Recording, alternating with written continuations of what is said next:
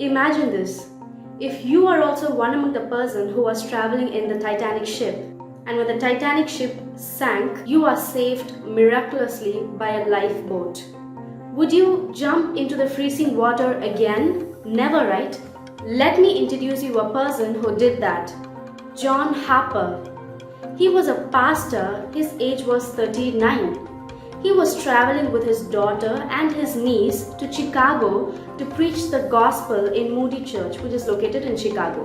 When the ship began to sink, John Harper, his daughter, and his niece got a place in the lifeboat, and now they are in the lifeboat traveling safely. So John Harper is seeing the people who are shouting for their life.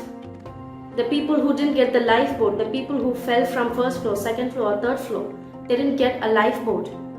They are not able to survive now. They're just shouting for their life, help us, help us, help us. So now, John Harper is sitting with his daughter and niece, seeing all the situation. He saw his daughter, kissed her face, and said a goodbye, and jumped into the freezing water.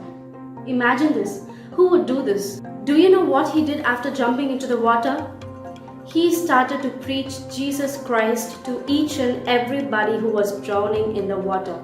He just started to preach Jesus to everybody in front of him, to everybody who is shouting for their life. He was saying that, everybody, listen to me. Jesus is a savior. He's going to save you. Before you die, accept Jesus Christ as your savior. Before you die, just know about Jesus.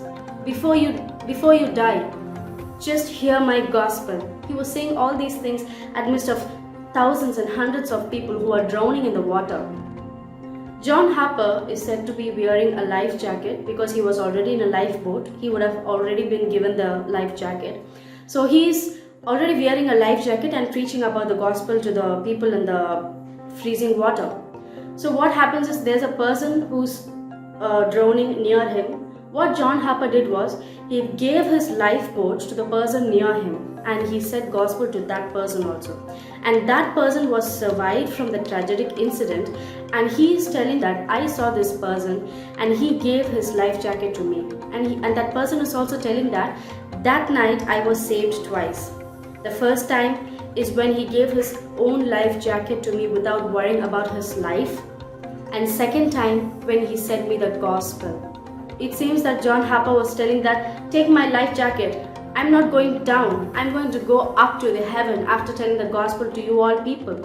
You get the life jacket and know the Jesus Christ, John Harper said. Isn't this story truly inspiring? When I just heard the story for the first time, I was really shocked that even at this kind of tragic movement, can anybody do this thing? Anybody would try to escape from that tragedy like any other way.